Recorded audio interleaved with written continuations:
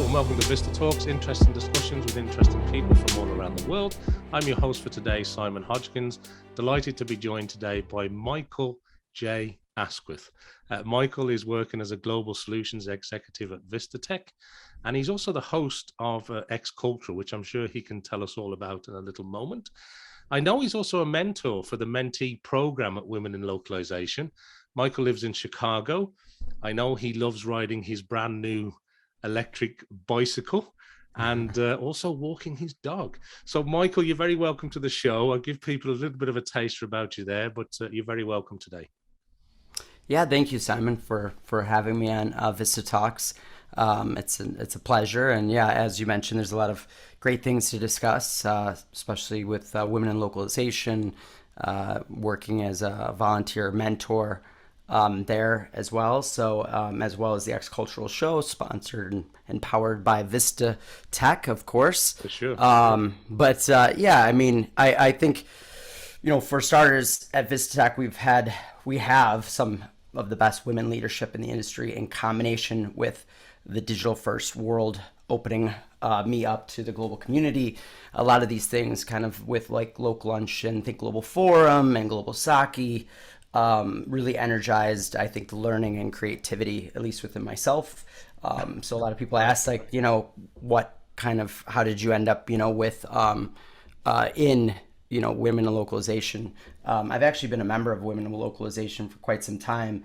And then I think back in, I think it was March of this year, if memory serves, there was that Choose to Challenge campaign that kind of opened my eyes a lot. And, I try to take great pride in trying to be a self-learner and go out there and kind of read as much as possible. And as I started to kind of look into the Choose to Challenge campaign and understand the gender equalities kind of going on out there, especially the gap widening during the pandemic, it really kind of opened my eyes. So, it just made me think, hey, I've got to do something here rather than just kind of, lip service. I think it's you want to go out there and do something about it. And I just think that there's too many people not taking enough action. So, at that point, that's kind of where my interest started. And then I learned a lot during those coaching sessions. There was these great coaching sessions with Andrew Lawless, actually hosted, and the program, the Mentee Program at Women in Loc, is hosted by Carla Vargas, who's now of WhatsApp. Plus as a mentor and global business practitioner, I gained a lot of experience from that, not only what I go through with my mentee, but also just those coaching sessions, as I mentioned. So hopefully that kind of tells you a little bit more about kind of how I came about working as a mentor or a volunteer mentor, and then now I'm trying to do even more with some X-Cultural episodes and other things along those lines. Well, thanks, Michael. So, I mean, it's interesting to see how you got involved with that, how long you've been involved for it, and also some of the people that you mentioned there that you interacted with. But if you're explaining to somebody about what the program actually does and what you do now you're in the program, how would you describe that? Yeah, I think that the program really, to me, is about connecting different individuals from the industry together. Some folks like myself, I'm now a vet of the localization and globalization industry, coupling us up with others out there that are oftentimes maybe just getting their start in localization and globalization, and being able to talk to those women who, most of the time are future leaders or leaders themselves already in different ways. So, really the program is about getting together with them and then making it about what they need most, from extracting what they need from the localization industry and knowledge, whether it be on the sales side, marketing side. In some cases, it's more operational. So I've had experiences on both sides of the equation a little bit. So I think that there's, hopefully some good information and good insights that I can provide them, and, to tell them a little bit more about my journey, but learn more about theirs and what challenges that they might have, and what we can do to kind of overcome those challenges. And I've just noticed this, like almost a confidence, kind of consistent confidence issue with a lot of mentees, and I think that's hopefully something that I'm able to help them with along the way, so that they can, obviously most of them are very talented individuals who can kind of take it from there. That's great. Thanks for explaining that, Michael. So we talked a little bit about your involvement there with the Women in Localization organization, which we know at this stage it's global. It seems to expand every week. But we also mentioned at the very top, you're also the host of something quite unique called X Cultural. And some people listening or watching this may be familiar with it, but I think it'd be helpful if you could explain maybe to the audience what X Cultural is, what the thinking is behind it, and maybe because you've had some very interesting guests and companies involved so far, maybe if you could tell us a little bit about what X Cultural is from your perspective as the host of that show, and also who you've had on so far and what were the kind of topics. Yeah, absolutely, Simon. Yeah, so X Cultural technically is the intersection between passion, culture, and global communications to inspire ideas, connectivity, and global mindedness.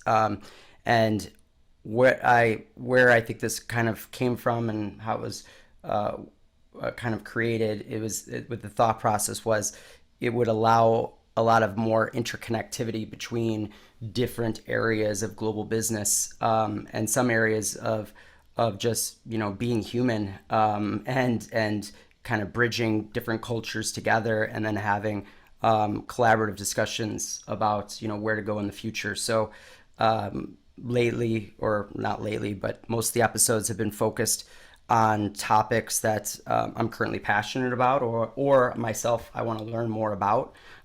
So we've had guests. The last episode was actually with Jean Riot, who was previously part of Accenture, and was actually leading a lot of the consulting for sustainability at Accenture, and worked with a lot of multinational organizations in consulting them on best business practices when it came to sustainability, and kind of how individuals within those organizations can kind of take it to the next level, and kind of defining some of the sustainability culture kind of terminology and whatnot that's out there in the universe, and talking about those brands that are really embracing the sustainability movement, out there in global business. So that was the previous episode 3. Previous to that, I had Edie Sahai on, who actually is of Chegg, but at the time was part of Procore, and it was a great episode because it was focused on pop culture, and kind of how that interacts, or is integrated into everything from international marketing to just kind of day to day, and also just hearing kind of stories about where folks kind of, especially in Edie's case, like she grew up in India, and then was able to kind of learn a lot from kind of pop culture and that and whatnot, about the global world. And so yeah, I think that's those types of episodes, and kind of finding those places to connect and have those overlaps. That's really what X Cultural I think is all about. And now I'm working on a larger initiative that is focused more on global leadership, and a lot of the gaps and issues there, and fostering kind of an environment for the future kind of global leaders out there. Something that I'm pretty passionate about as well. And then doing a little bit different of a format than usual, where we're doing these mini videos that will be with different guests, features from all over the world, and then those will obviously be videos from those locations, and then myself in Chicago. So really excited to roll those out over the course of the next few months, which will then eventually be this crescendo to a guest, a very special guest, hopefully, that will happen sometime in April or May of 2022. So that sounds a very sort of connected by the human element, I think. But you mentioned there pop culture, and then you've got sustainability, and now you've got this new series all about leadership. So you're really connecting the dots here. And as you say, they're sort of topics that maybe you're passionate about yourself, you want to learn more of yourself, but you're bringing in some big names and some real expertise to sort of bring that conversation on, aren't you? So it seems like Yeah, there's a lot I going think on. hopefully we're just beginning. So, and I think that's the fun part and the exciting part heading into 2022. I think for everybody, it's been a tumultuous kind of past couple I of know. years with the pandemic. And for myself as well. I mean, I think, it's taught me so much. I couldn't even tell you where to begin.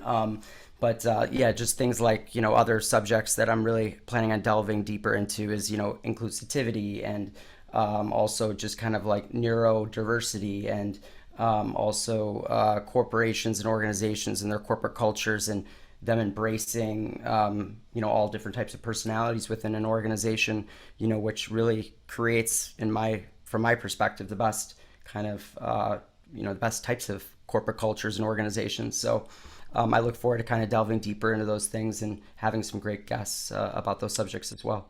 Yeah, it sounds great. So if anybody listening hasn't yet tuned in to X Cultural, we'd certainly encourage you to do that. Michael hosts the X Cultural show, as you've heard. Some very interesting and different topics coming up there. So it sounds like you've got a great plan for 2022 as well, Michael. So continued success with that. Um, Thank you. Something we haven't mentioned yet, but I wanted to sort of bring it up if I can, because I know very recently you were involved in a European stroke USA Think Global Forum event.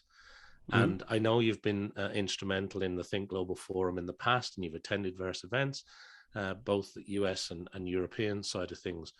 But this event recently was actually quite special. I know you in particular shared some comments about the format, the type of people that you had engaged there, and also this topic about UX and world UX and how that fits into this language linguistic sort of industry backdrop. So maybe you Yep. could share a little bit about the Think Global Forum, some of your thoughts on maybe the recent event.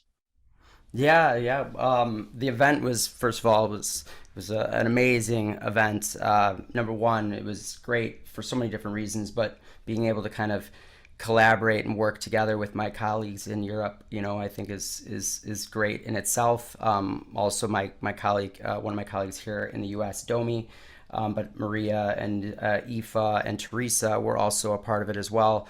Not to mention yourself as a founder and the marketing team. So yeah, it was a fantastic event for so many different reasons. And I what I love about the Think Global Forum event in particular is it kind of takes a life of its own. It's one of those things where you don't have to do a lot of talking. Being myself, I talk too much most of the time, so I think it's really refreshing to be a part of something like that because it gives folks like myself an opportunity to just kind of sit back and listen to peers within the industry, and also these folks that are in leadership positions within their global brands, and them coming together to talk about the challenges and obstacles that they have, specifically in this case about user experience. And I thought it was really great and interesting too because it really kind of showed that the emphasis on this international user experience and the personalization of that, making it so that it's culturally adaptive and making sure that it's accessible and going through kind of best business practices and different tools that they're using, I thought really was insightful and opened my eyes to a lot of things, just knowing that this is not this is a very common challenge for a lot of organizations, and they're trying to kind of incorporate localization into that process. And some of the UX folks have not had that experience yet. So I thought this was a great way to kind of bridge that together, because there is that situation where a lot of times there's still organizations not doing kind of this continuous localization process. Instead, they're still kind of going with the old school waterfall approach, which I think that with UX, it's really hard to kind of do it that way, especially if you want to differentiate and distinguish your brand. So I think that that was what was great to hear. Every brand kind of does stuff a little bit differently, but like I said, there's a lot of commonalities and a lot of shared knowledge there. So that, coupled with the fact that Think Global Forum now has, the great, what do you call it? The it's kind of like the board where we can actually kind of continue the conversation. I think is really really great, because then some production kind of comes from these events and from these sessions. No, you're right, Michael. And I think when we were doing them in person, for those people listening that may not be familiar or may not have attended the Think Global Forum event, it's kind of like a conference that then turns into a boardroom session, isn't it? Is kind of Yeah. what you're describing there. And we bring together all these sort of great people from all these interesting brands around the world, and they get to discuss those kind of challenges and opportunities within their own industry and also from across industry. And I particularly like the one that you were involved in very recently, because it was kind of the sort of USA, Europe coming together and everybody addressing challenges. And as you mentioned the term earlier, in terms of the year that we've been through has been quite challenging, maybe. And Yeah, it was very to say the interesting to least. hear how people have changed, adapted, had to pivot their business, etc. So no, that's great. And And we, that's a and Simon, I agree. One of the great things I saw there too is, and this is from a little bit of a selfish place, being in localization, but really it's finally turning into what, I think a lot of us thought this industry would be, in terms of kind of how it can cross over into the other areas of the business, as well. So I think that that's been just wonderful. And then plus the people aren't kind of taking the cheap and easy route. Instead, they're kind of thinking long term, and they're thinking about their end users and focused on that customer, user experience. So yeah, it was a I fantastic time. couldn't agree more, Michael. I think you've hit the nail on the head.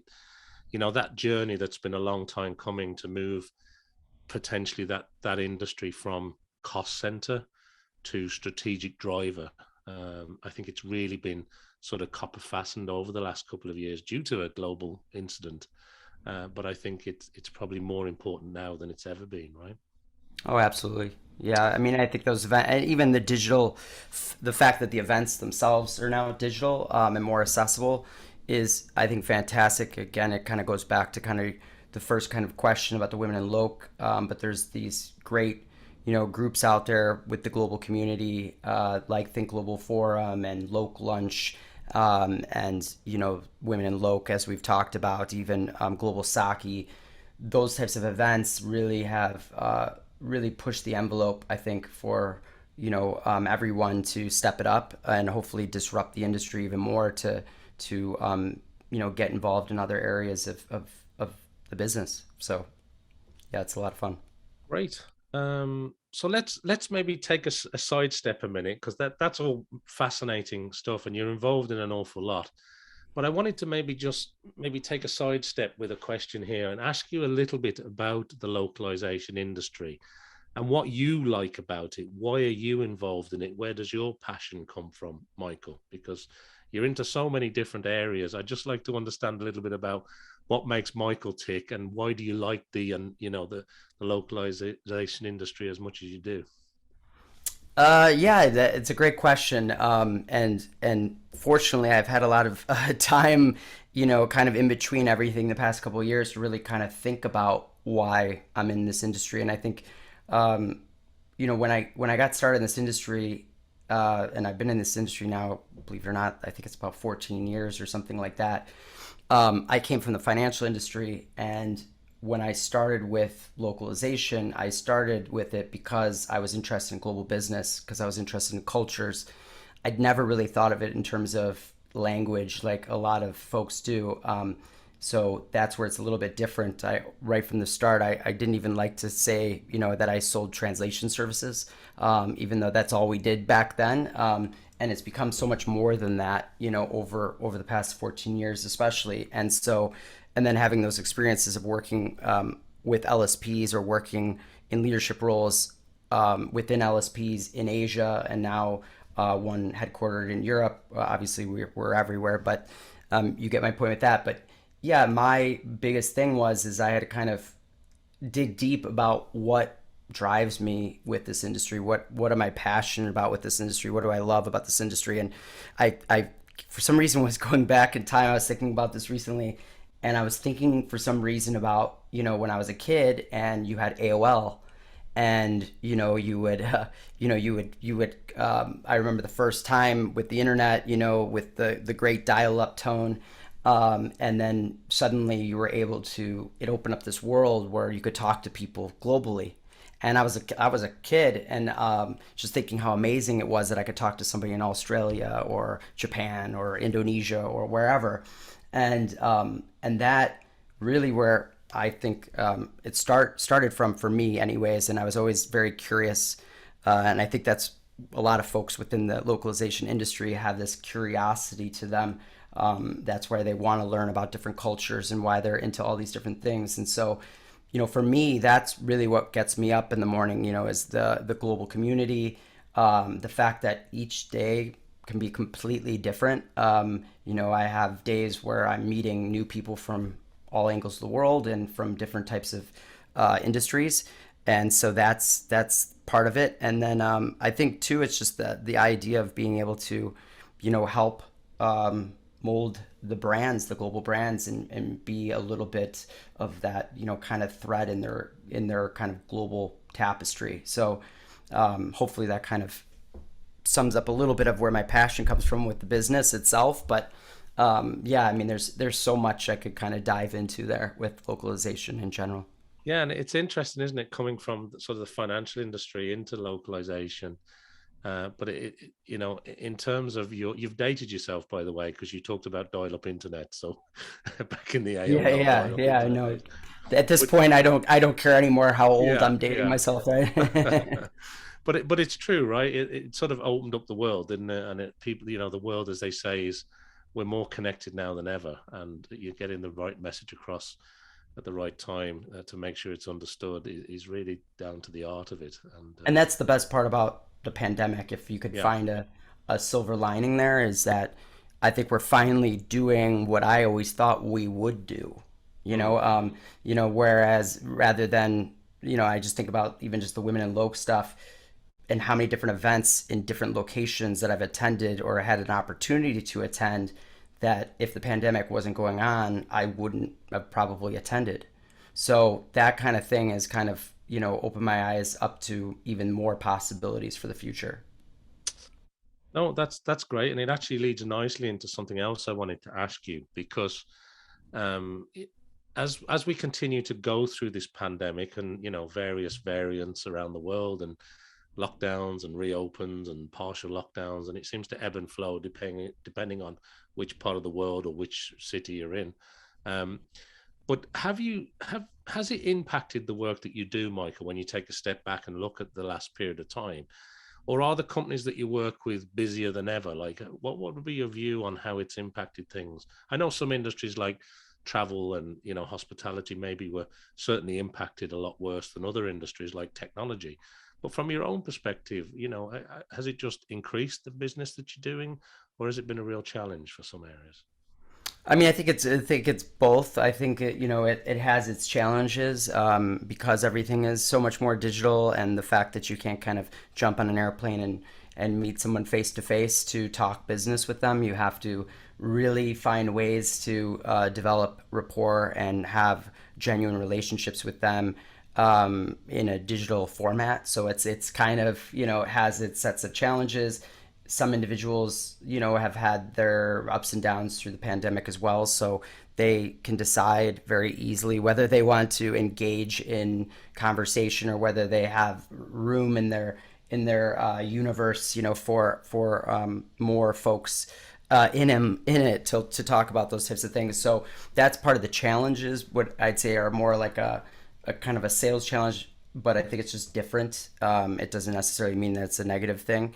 And I think then part of it too is that yes, I think because of the fact that there's this digital first push that's been going on for quite some time. I think that it's really made things just very rapid. So I think everybody is just moving very fast, trying to find kind of the best ways to make a unique kind of international experience for their end users. And you know, language is one of those things that, if it's done properly, can really distinguish your brand. And I truly believe that. So, there's that, and then there's also the fact that what I've really liked is you get to get a little bit more deeper into the weeds with what they're kind of going through, as well, and learn about their challenges, and then figure out together, how to solve those problems, and move on from there. So yeah, I just think that's just going to continue to snowball. I don't think that that's going away anytime soon. And I think we've talked a little bit offline before about just technology and where it's kind of going. And I think brands of the future, will be molded by their end users. And so as that kind of happens, that you need that kind of feedback loop, on things like localization, and kind of how you're culturizing, basically your kind of product or service. Thanks, Michael. Thanks for sharing those insights. So I suppose, just as we come to sort of the end of our time here, I have a couple more questions I want to add in, if I can. Sure. One is about, just from your own personal perspective, do you have different approaches and differences when you consider, say, working with an organization that has this high level of localization maturity versus sort of these companies that are fast moving, going global type of company, where sometimes they may have very little way in the way of localization maturity, or even say like a unicorn, or a company like that that's expanding pretty quick into international markets? Like, do you have different ways that you approach those kind of scenarios? Yeah, absolutely. I mean, I think, with all the unicorns being born, over the past, especially couple years, and all the new IPOs, and this, huge, fast movement within all industries. I mean, even the travel industry that was hampered is moving fast again. So there's all those industries. In each situation, you kind of have to approach it, very much in a custom way. I mean, to what their situation is, what the client's needs are, and most of the time when it's a unicorn, it's a very fast-paced environment, and so you kind of have to be prepared, for the fact that those organizations, are maybe a little less localization mature, and so they might need a little bit more hand-holding, but at the same time, it doesn't change kind of their expectations. They still have high expectations. They still need these things done yesterday. And so it's really kind of, this push-pull with those types of organizations, and just trying to kind of, not so much educate as I would say, more align with exactly, what their kind of needs and requirements are for their situation, and then just kind of talking to them about actual stories of situations of similar folks in their roles or similar organizations, and what they've had to kind of go through. Yeah, and I suppose if you look back, I mean, Vistatec celebrates 25 years next year It's at the awesome. time of recording this, and Yeah. 25 years is a bit of a milestone. So I'm sure you've got a lot of examples you can pull from in terms of that history. But what you mentioned, technology, and I wanted to just come back to that you mentioned a few moments ago. What impact do you think that technology will continue to play within the localization industry?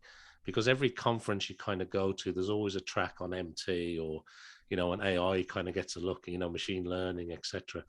But from your perspective, as somebody that's dealing with a lot of these high tech companies, or these fast moving companies, what impact do you see technology continuing to have, or do you see having, on the localization industry as a whole?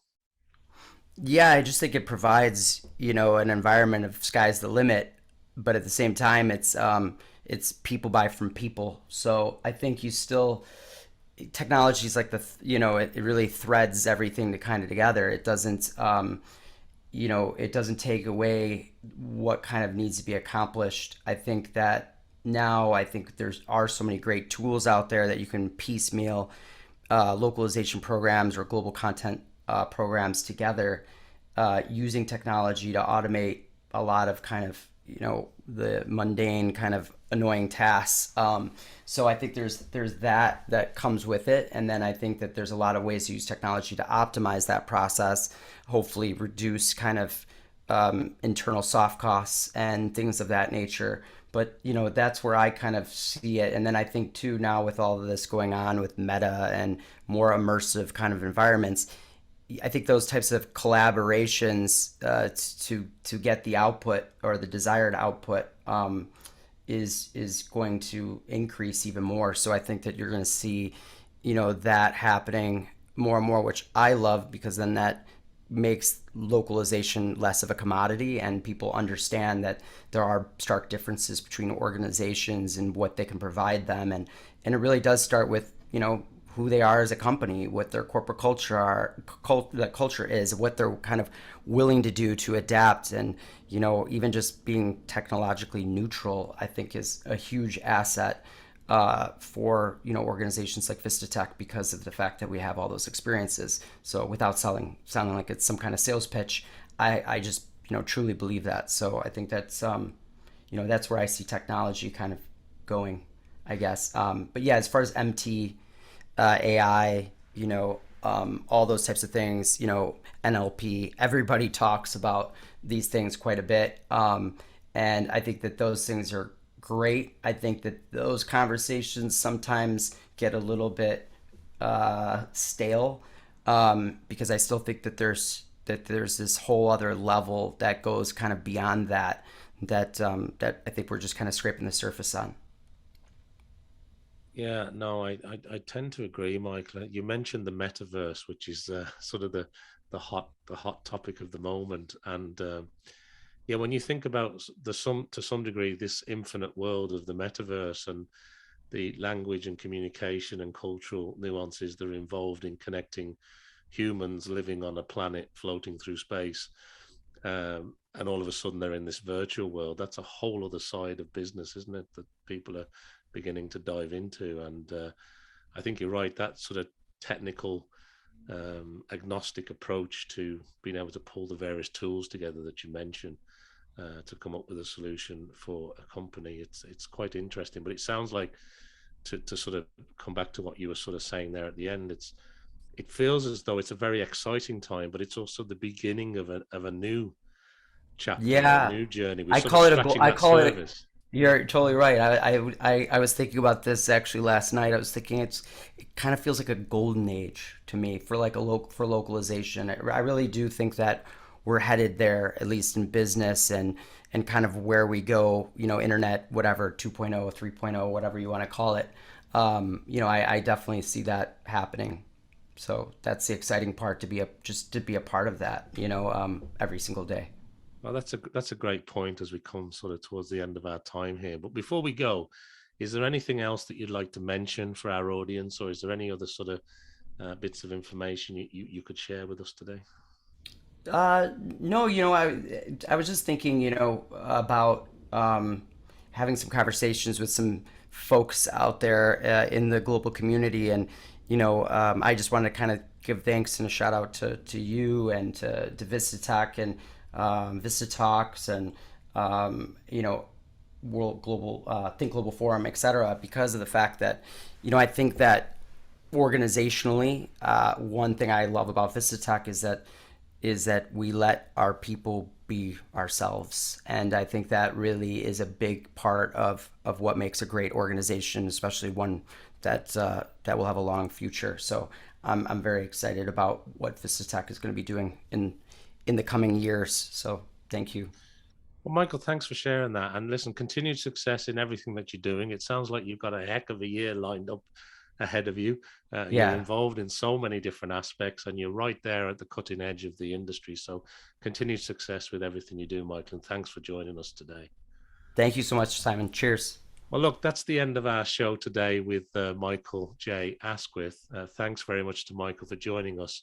Please make sure to tune in again to see and or listen to the next VistaTalks episode, where once again we'll be discussing some more interesting topics with interesting people from all around the world. Thank you, Michael. Thank you.